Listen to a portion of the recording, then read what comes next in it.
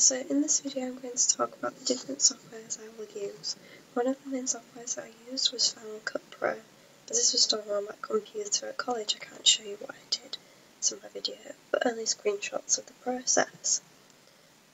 So here are the shots taken from the Mac, and here you can see where I've been editing the software that I've got.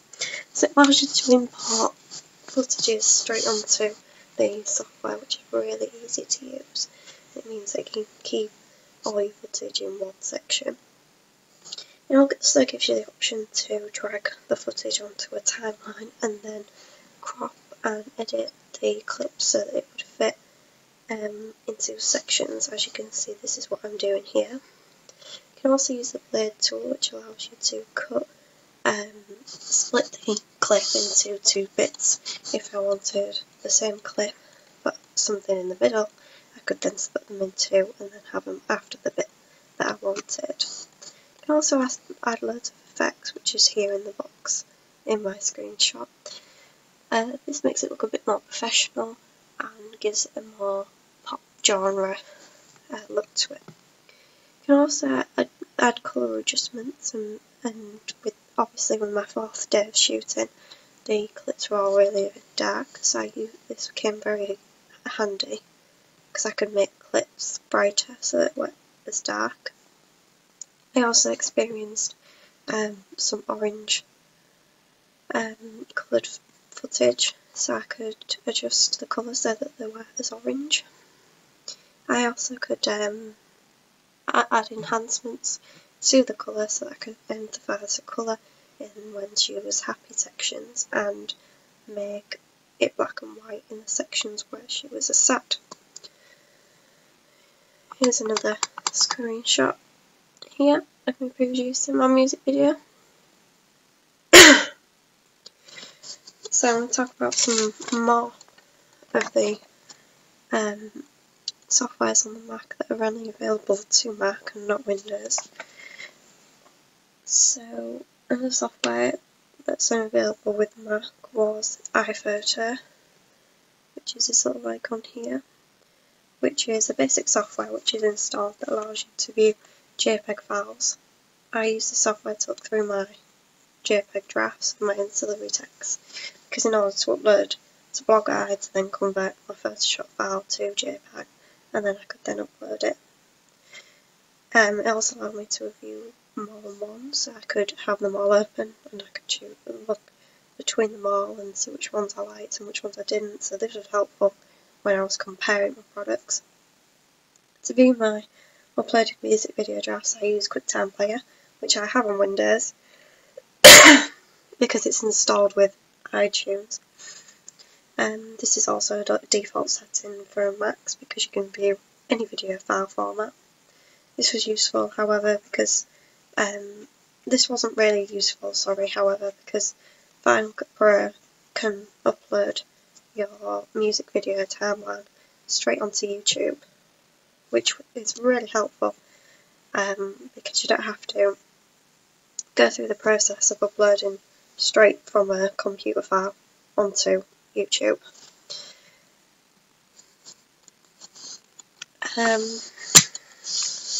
Another software on Mac which I used was iFinder, which allows you to view all your files at once. That's really good for when moving files across, like screenshots, because when you take a screenshot on Mac, it saves it straight to your desktop. So then you have to then drag all those files onto iFinder, which is basically a version of Windows to view files a bit like this. Another software you can use is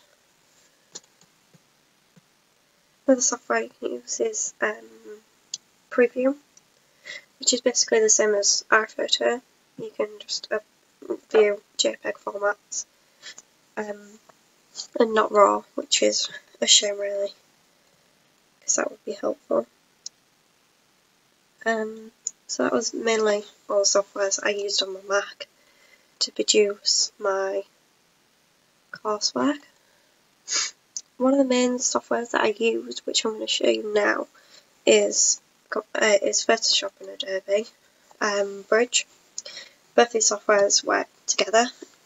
Bridge, you can basically view any format files all at once, so this became really helpful because obviously I was photographing in RAW, so I could just flick through all the pictures that I wanted to use, and then I could convert them into JPEG so that I could view them on Windows as well. It also allows you to open any documents, PowerPoint, Word document. It's just a good way to view all your files really and know that you're up to date with stuff and keep things all in one place. So Adobe Bridge is useful because when you open a picture, for example, if I take this picture, you can change the settings on RAW here before even going on to Photoshop, which is really helpful because if you don't have Photoshop, you can just edit your pictures anywhere here. You can also save the picture as into any format you want and wherever you want, which is really useful. So if I open this picture,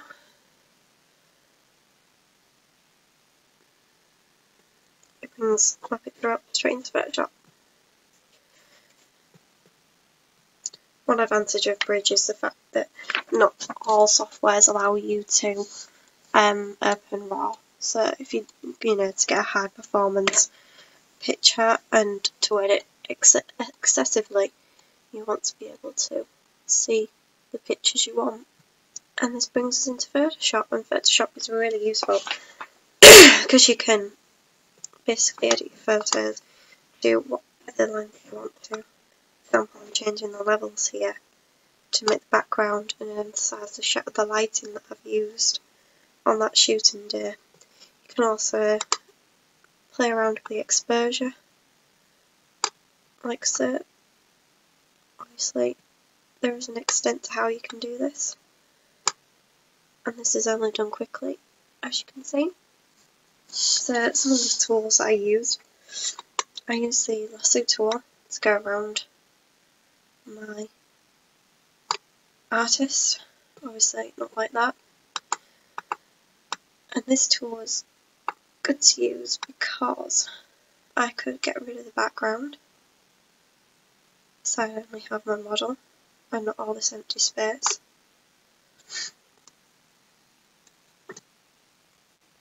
And I've just got rid of the exposure.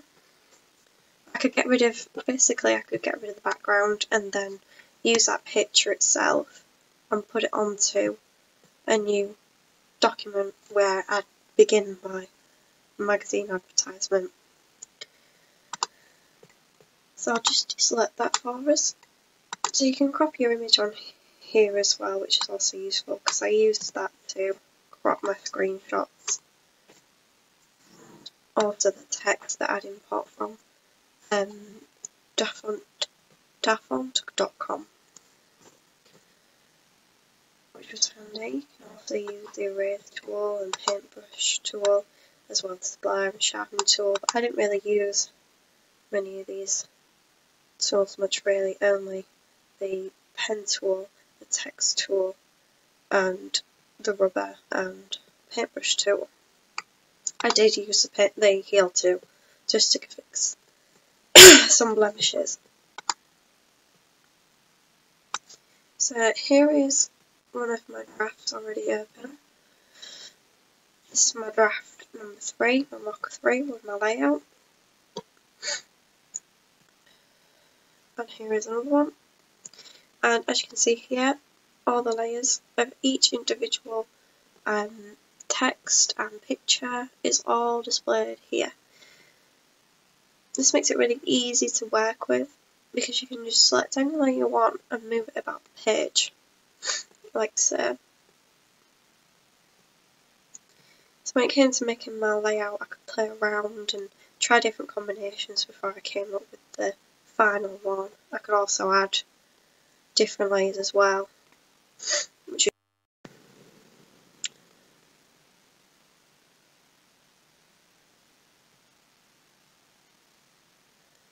So I like Photoshop because it's at college, so I can edit my ancillary text while I was at college during free time, and it's just really easy to use because I've used it quite a lot for photography because I do A2 photography, so I know my way around Photoshop pretty well, and I probably wouldn't be able to experiment as much as I have done if I used a different editing software. So I'm going to take the picture I've got here. In fact, I might open a new picture. I'm going to open a new picture and show you how I did the blur, which is featured around the featured section, because it basically shows you to what extent you can go to on Photoshop. And if there is something that you want to try, something new you want to try out, and don't know how to go about it, you can always go on YouTube, because loads of people tend to post on there. So what I'm doing here is I'm creating a path for where I want the glow to go. This is done rushed, because obviously you can have a look on the blog and see how I've done it properly. Just changing the brush size, because this is what the size of the path is going to be. Click Step Path, Brush, and that's basically the line where you start with. A new layer, and apologies because this is going to be very rushed. Obviously this would have been a hell of a lot neater. I just want to show you what I used and how I used my technology softwares. So this is basically the colour for the rainbow itself. Again, very rushed.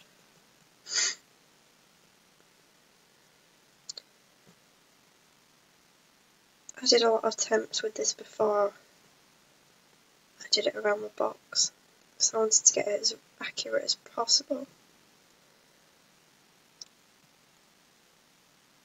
Also, I wanted to try different colour combinations, because as you can see it started to go bright and then it's gone really dull, so I experimented with different brightness colours and etc. just so that it would look more appealing. So now I'm going to press Ctrl R, which merges those layers together like this. And then if I click on layer number 1, which is the actual path itself rather than the colour, and change the blending options, I can add an outer glow, which is what I did, to make it look a bit more like a glow rather than just a line of colour. And then I used the erase tool to make it go around. Looks like she's strangling her there a little bit, but that's because it was brushed. Obviously, timing the swirls was a main part, because otherwise it looked like she was being strangled. And that's how I did the glow, basically, as you can see. Okay, so the next thing I'm going to talk about is my Microsoft softwares that I used, and that is Microsoft Word, which I did all my writing on when I was offline or online. I would sit with my iPad and write up some writing. As you can see, this is a script for the video I'm talking about now. because I wanted to know what I made sure I was covering. And Microsoft Word's really useful because everybody uses it. It doesn't matter what version you've got, it'll read it, and you can access it anywhere in college, and I can access it at home. When I first got my laptop, I didn't have it, however, so I had to buy Microsoft Word, which isn't a problem really because you can use Microsoft Word is so useful. Everybody uses it. I mean, from writing up work in other subjects to obviously doing my script right now. It's useful. Another Microsoft product I used was PowerPoint, which is really good at displaying work, especially for my evaluation stage. As you can see here, this is this question that I'm answering now up on the screen. PowerPoint's really useful because you can add all sorts of designs to it and whatever colour you want. I kept it plain because very boring, and also I just think it looks a bit professional, really. You can also add pictures, videos, you can even add clip art. You've got all these tools to play with. It's very useful to use. You can also save all these slides as JPEG, or you can save them as a video itself, which I came to realise through my coursework project, which is really easy, really handy to know, because it just means it's another way of presenting my work. Leading on from PowerPoint is Movie Maker, which I did have open but now I don't. Movie Maker is really good to use because you can import pictures, videos, etc. Import music, soundtracks to produce basically a long video, which I used for my organisation schedule, and I also used for some of my research stages. It's just a lot tidier than using loads of pictures on one page. I'd rather stick it on a Movie Maker and have it only take up a small percentage of the page rather than the whole web page on Blogger. As you can see, having 12 of these screenshots all in one row takes up a lot of room. Whereas if I put it on a Movie Maker, it would show up at this size. You can also add transitions as well to make it more interesting. That's really useful. And last but not least, another software I used was Bandicam, which you can see in the corner here. And I believe it shows the web page above here somewhere, which is what I'm using to record my screen because I think it's easier to use rather than holding up a camera to then record my laptop. It just means that I've got free hand to use my cursor and use buttons, etc. It just makes it easier for me to present my evaluation question. And that's the softwares I used.